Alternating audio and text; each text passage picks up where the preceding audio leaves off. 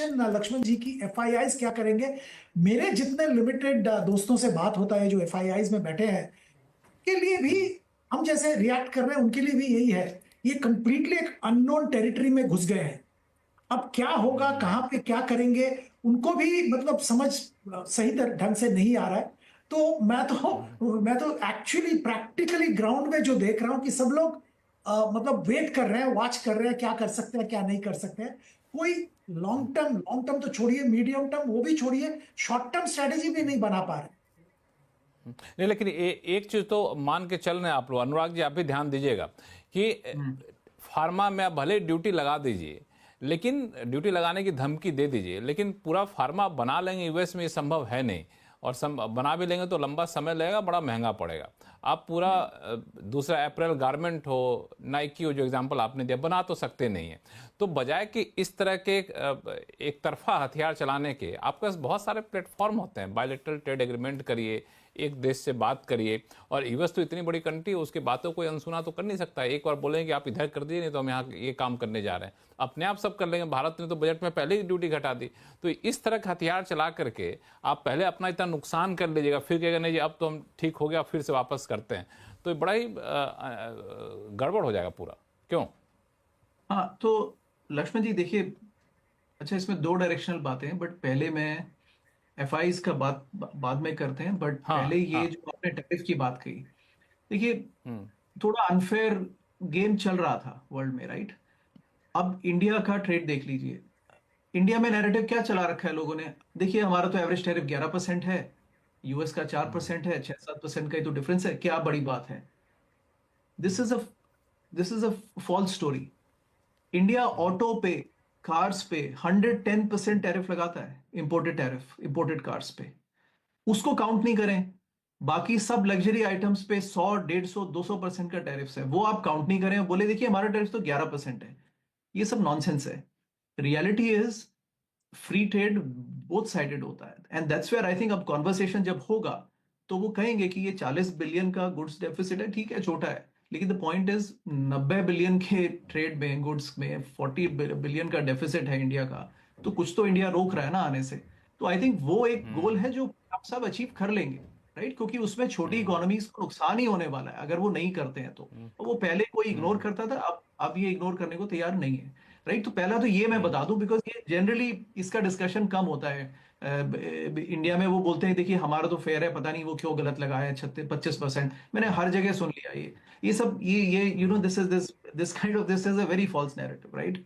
तो इंडिया पे 26% ठीक लगा है, आप देखिए उसके जाकर के टैरिफ, और बहुत सारे लोग साथ फिर में जब टैरिफ कैलकुलेशन हाँ। करिएगा ना अनुराग जी, तो थोड़ा सा ये भी कैलकुलेट करिएगा कि हमारे से रॉयल्टी के तौर पे कितना कुछ ले जाते हैं, वो भी तो आपकी आमदनी सर है। दो सिर्फ सर ड्यूटी दो ड्यूटी हाँ, देखेंगे मैं ना। नहीं नहीं, मैं बता देता हूँ 33 बिलियन का सर्विसेज एक्सपोर्ट्स करता है इंडिया।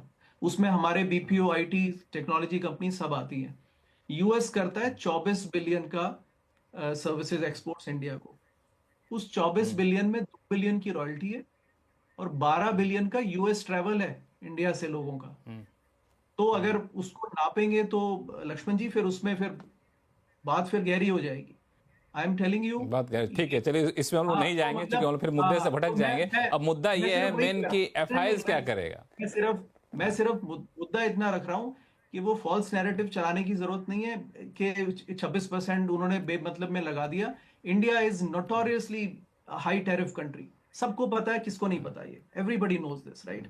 तो वो बैलेंस करना पड़ेगा, थोड़ा गिव अवे है वो देना पड़ेगा, right? That's why it's, Manish ji ने कहा कि ये इमर्जिंग कंट्रीज के लिए नुकसान है इसमें। एफआईज का सिंपल देखिए इक्वेशन नहीं पता, लेकिन एफआईज के लिए बड़ा मेजर डिसीजन पॉइंट है। जैसा जो मनीष जी ने कहा कि यूएस डॉलर वीकन होता है, स्ट्रेंथन होता है। अभी तो वीकन इसलिए हो रहा है because people are saying that economy recession में चली जाएगी, तो वीकन हो जाएगा, राइट? लेकिन टैरिफ्स की वजह से वो स्ट्रेंथन भी हो सकता है, राइट? तो वो दोनों नैरेटिव चल रहे हैं, कौन सा जीतता है वो नहीं पता। अगर बाकी कंट्रीज ने दे दिया वो फ्री ट्रेड तो फिर स्ट्रेंथन हो जाएगा। अभी यूरोपियन यूनियन को का सपोर्ट हट गया। अब देखिए हम यूक्रेन वॉर और इस सब की बात ही नहीं कर रहे हैं। That is a good outcome at least कि वो war is now behind us, right? Europe में इन्वेस्ट करना है, चाइना में इन्वेस्ट करना है, यूएस में इन्वेस्ट करना है, या इमर्जिंग मार्केट्स में ओवरवेट होना है? ये कंपेरेबल मार्केट्स नहीं है, लेकिन एक ओवरवेट अंडरवेट की सिचुएशन हर एफआईआई के पास में है and they don't have a very clear answer. But एक आंसर जरूर लग रहा है कि इसमें चाइना का वैल्यूएशन पर्सपेक्टिव से वो बहुत सस्ते थे। यूरोप फिजिकल स्पेंडिंग की तरफ जा रहा है तो उन्होंने डेट लेना है, तो उनके यहाँ एक स्पेंडिंग बूम आएगा जो यूएस ने 4 साल से चला रखा है। और यूएस अगर प्राइवेट सेक्टर को स्ट्रेंथन कर पाता है तो वहां भी बदलाव हो सकते हैं। We will see who wins, but I will not bet my money on Europe. Europe 2009 नहीं। से 1% पे ग्रो कर, 1% 2009 से ऐसी इकोनॉमी पे if somebody tells me that they will turn around the ship, ऐसा नहीं होने वाला है, मुझे नहीं लगता। Stay bullish. मैं और थोड़ा सीधा सवाल पूछता हूँ अनुराग जी, फिर मैं संजय जी के पास जाऊंगा कि भारत में क्या एफआईआईज आएंगे, इसके पक्ष में मैं एक दलील देता हूं, जो कि आप तो बिल्कुल मार्केट पर्सपेक्टिव से देख रहे हैं कि यूएस के साथ बाकी दुनिया के देशों को देख लीजिए, लेकिन आपने एक चीज नोटिस किया है कि ट्रम्प 2.0 में पूरी दुनिया में भारत एकमात्र ऐसा देश था जहां पे सबसे पहले यूएस के ट्रेड नेगोशिएटर पहुंचे थे। पूरी टीम यहां पे आई थी, 4 दिन 5 दिन रही थी, नेगोशिएट करके गई है। तो इट मीन्स यूएस का ट्रेड नेगोशिएशन अगर किसी देश के साथ सबसे पहले होने जाएगा तो भारत के साथ हो सकता है। तो ये सब कुछ आकर्षक पॉइंट हैं। अब कितना क्या होगा वो तो आप लोग ज्यादा बेहतर जानते होंगे। तो क्या ये सब चीजें एफआईआईज को आकर्षित करेंगी? नहीं, एक स्टेटमेंट ऐड करूंगा। देखिए वो बातें हर जगह करते हैं, लेकिन हम वो इंडिया में वही क्लिप लेके चलाते हैं। देखिए इंडिया की बात हो रही है, देखिए उसको कॉन्टेक्स्ट में रखिए। कोई किसी से कोई खास प्रेम नहीं है, खास दुश्मनी भी नहीं है, right? It's just a broader context. FII flow के बारे में मैंने जो एक ट्रेंड सीखा है वो मनीष जी के बातों से सीखा है। पिछले 2 साल से हम उससे ज्यादा समय से चर्चा कर रहे हैं।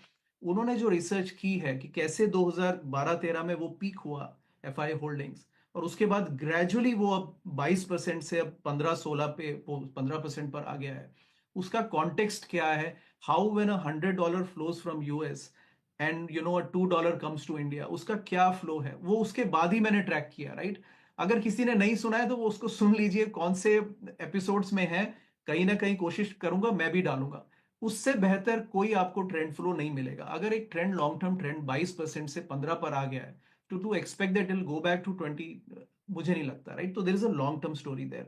बाकी शॉर्ट टर्म में तो टैक्टिकल ट्रेडर्स हैं, वो चलते रहते हैं। बट मेरा मैसेज इंडियन इन्वेस्टर को ये है, देखिए एफआईआई खरीद रहे हैं, बेच रहे हैं, अलग बात है। प्रोमोटर्स की होल्डिंग 48% से 40% पर आ गई है। आईपीओज आप जड़ले से खरीद रहे हैं, वो भी एफआईआईज है, आपको दिखते नहीं है। आप अपना रेट देखिए, आपको अच्छा लगता है खरीदिए, नहीं अच्छा लगता है मत खरीदिए। मनी का कलर नहीं होता, so make your own decisions. Manish Dange ji, आपको जोड़ेंगे? मैं नहीं, एक्चुअली क्या है सर, ये हमारे से कुछ खास मोहब्बत नहीं है, जैसा अनुराग ने बताया यूएस की। हमारी वो क्लिप हम चलाएंगे क्योंकि हम तो चलाएंगे ही ना, कि हम ही से प्यार है उनको। एक मिनट मनीष जी, मैं क्लैरिफाई कर दूं मनीष जी और अनुराग जी दोनों आदमी को कि ये क्लिप इसलिए नहीं चलाया चूंकि हमारे यहाँ है। ये फैक्चुअली करेक्ट है कि ट्रम्प 2.0 में पहला नेगोशिएटर टीम कोई पहुंचा तो इंडिया में आया था, उसके बाद बाकी देशों में गए। अब क्या होगा क्या नहीं होगा तो बात की बात है, चूंकि नेगोशिएशन काफी बिल्कुल। Anyway. मैं ये बताना चाह रहा हूँ कि देखो हर चीज को सॉल्व करने का, जब सामने वाला बंदा साम दाम दंड भेद चारों लगा रहा है, हमारे देश के साथ साम के साथ है, क्योंकि मोदी जी और ट्रम्प की मोहब्बत है थोड़ी। दाम जो है वो मेक्सिको और कनाडा के साथ में, थोड़ा तू ले थोड़ा मैं लेता हूँ, लैटम्स के साथ में। दंड जो है वो ऑफ कोर्स आप को सॉर्ट ऑफ चाइना के साथ करना चाह रहे हैं, वो 50% टैरिफ कर दिया। और भेद जो है वो यूरोप के साथ करना चाह रहे हैं कि तुम हमारे साथ नहीं रहोगे तो हम रशिया के साथ हो जाएंगे। तो वो साम दाम दंड भेद चारों जो चाणक्य जी ने समझाया है, वो चारों डिस्प्ले है अभी। तो हम साम के पार्ट हैं, वो अच्छी बात है, लेकिन ऑब्जेक्टिव सेम ही है कि आपसे निकलवाना है, आपका टैरिफ कम करवाना है ना? तो तो लेकिन उसमें बहुत बड़ा फर्क नहीं है। और कई बार क्या होता है ना कि मोहब्बत से ज्यादा डर लगना चाहिए दुश्मनी से। बिल्कुल बिल्कुल आपने सही कहा कि मोहब्बत से ज्यादा डर लगना चाहिए, थप्पड़ से नहीं लगना चाहिए। आपने सही कहा। संजय सिन्हा साहब, ये इस डिस्कशन में आप क्या पॉइंट जोड़ेंगे? चूंकि इसमें एक सवाल मेरे पास उठा, जो उन्होंने कहा कि दंड जो है चाइना के साथ दंड वाली नीति अपना रहे हैं। चाइना ने तो उलट के कह दिया कि हम भी ड्यूटी लगाएंगे 10 तारीख से जी।